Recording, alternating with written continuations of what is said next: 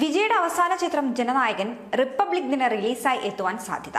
Tamil cinema ലോകം ഈ വർഷം ഏറ്റവും കാത്തിരുന്ന ചിത്രമായിരുന്നു വിജയുടെ ജനനായകൻ. സിനിമയ്ക്ക് സെൻസർ സർട്ടിഫിക്കറ്റ് ലഭ്യമാക്കാൻ ഇടപെടൽ തേടി നിർമ്മാതാക്കളായ KVN പ്രൊഡക്ഷൻസ് സമർപ്പിച്ച ഹർജി സുപ്രീം കോടതി തള്ളിയിരുന്നു.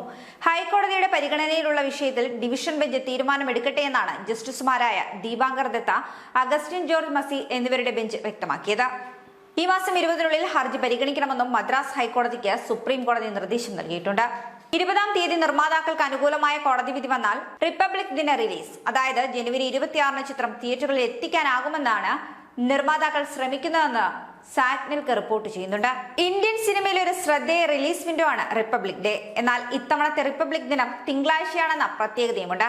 അതിനാൽ തന്നെ ആ ദിവസത്തെ റിലീസിന് നിർമ്മാതാക്കൾ തയ്യാറാകുമോ അതോ ആ വാരാന്ത്യത്തിലേക്ക് കാത്തിരിക്കുമോ എന്നും അറിയുവാൻ ഇനി 20 വരെ കാത്തിരിക്കേണ്ടതുണ്ട്. അതേസമയം വിനോദ് സംവിധാനം ചെയ്തിരിക്കുന്ന ജനനായകൻ വിജയ് എന്ന നടന്റെ കരിയറിലെ അവസാനത്തെ ചിത്രമായിരിക്കും.